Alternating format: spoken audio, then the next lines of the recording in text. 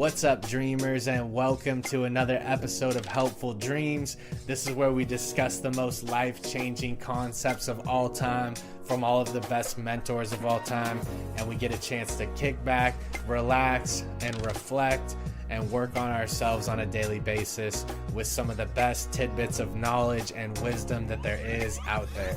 Today I want to talk about something very serious, and it's something that I believe is one of the key components to success in life that was never taught to us when we were growing up, and I believe it's one of the key components to finding your purpose, identifying it, and then fulfilling that purpose in a way that will support you throughout life.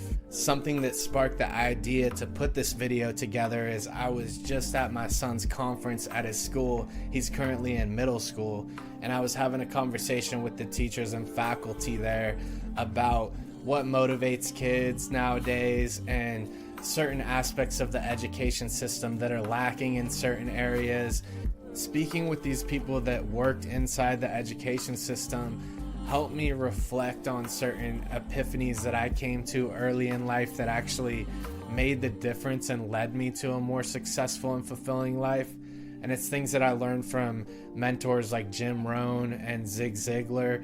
And I realized that something that's not covered in our current education system in the US is the idea of how commerce actually works, and how the trade of services and the trade of goods is what runs our entire economy.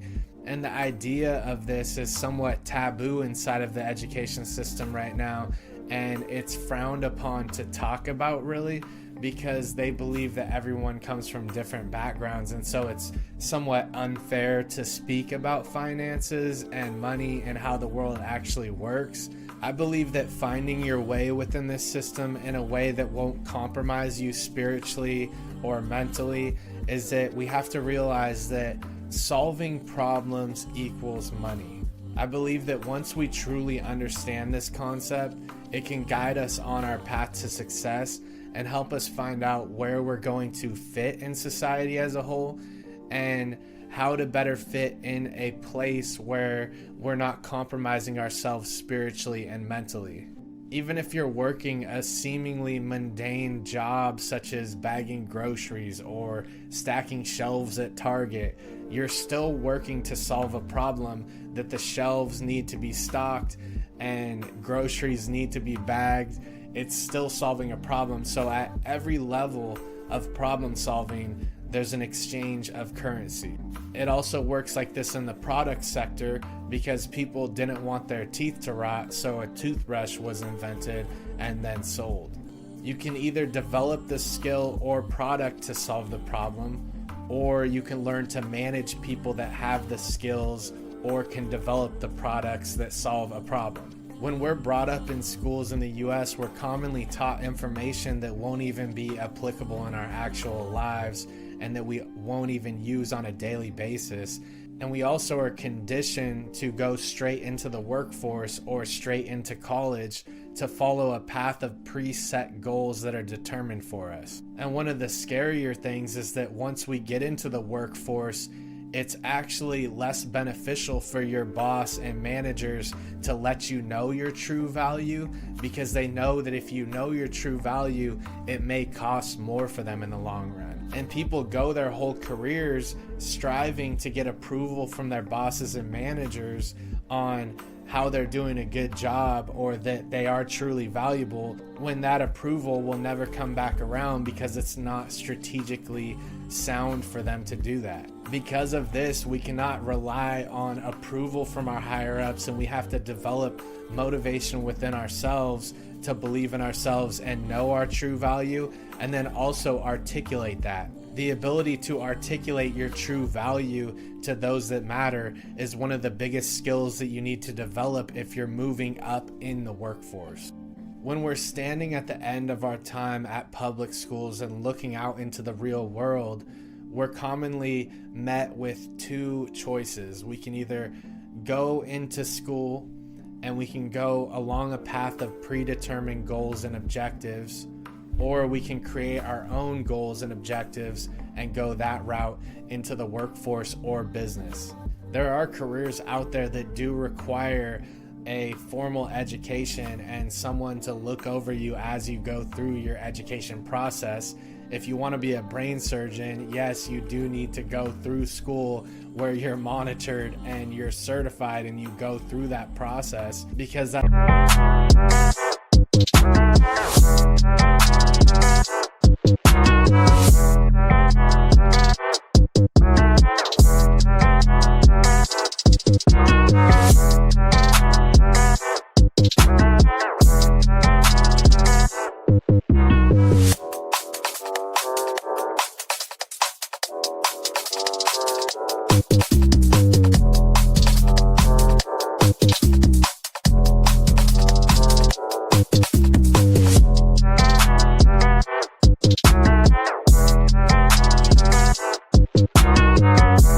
a very highly specialized skill. But with other things such as commerce or business and bringing different talents to the table that are going to provide solutions in the marketplace, we can go about it a different way. For me, the path that led to most fulfillment was focusing on how to identify problems and how to bring a solution to those problems. I believe that the world would be a better place if we were taught a better understanding about the difference between these two. I come from the generation that was told to just go straight out of school, out of high school, straight into college and sign on the dotted line for a $70,000 to $100,000 loan without even thinking about it. And if you're 18 and sometimes even younger, you have all these people talking in your ear telling you you should go to college because that's the thing to do. And you should go directly into it after high school without any thought, because this is what happens after high school. They say that this is the key way to make more money and have a better income. But the truth is you get a higher paying job and then you're looking at having a payment towards that loan that brings your income back down to where it would have been if you had gone straight into the workforce. And unlike a home loan, a student loan, you can't resell. You can't go out and resell your student education to another person and get that money. With a home loan, you can go sell the house and say, oh, I messed up.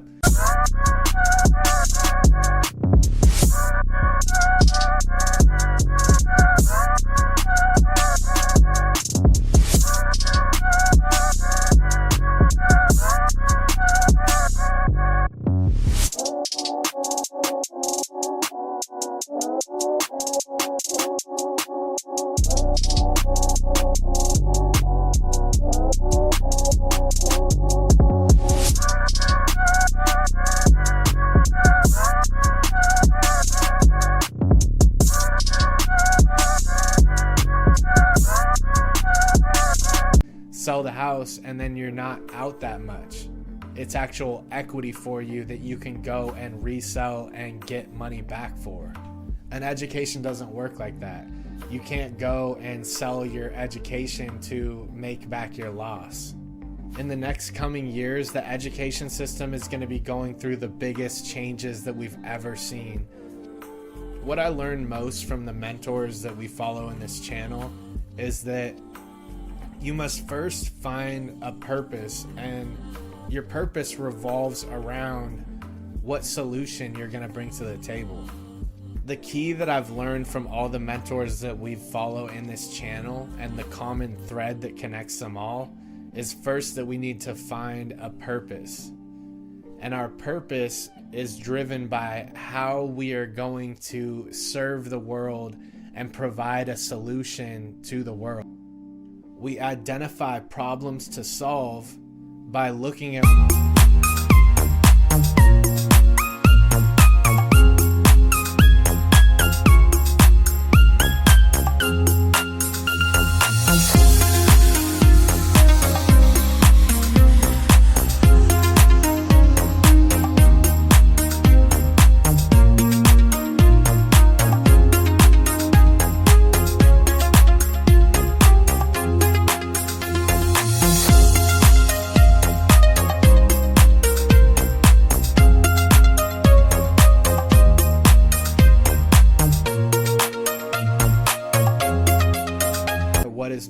difficult for us in our own lives and identifying if that is difficult for other people as well.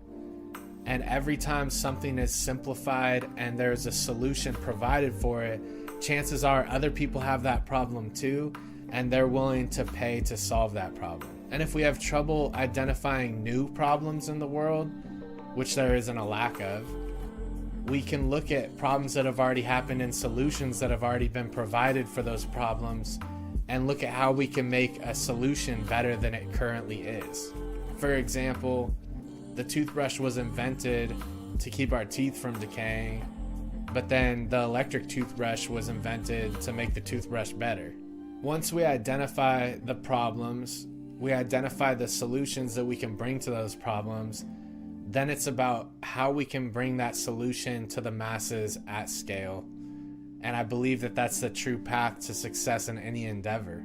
This was something I was never taught in school, and this is something that people that I grew up with and people in the workforce right now don't even understand to this day. As simple as it is, this is something that has not been ingrained deeply enough into our society. Overall, for the world to be in a better place, I believe a shift needs to happen where people realize there's different options than just going into the workforce or education, and this needs to be presented to kids at a younger age. We need to be shifting and raising and cultivating.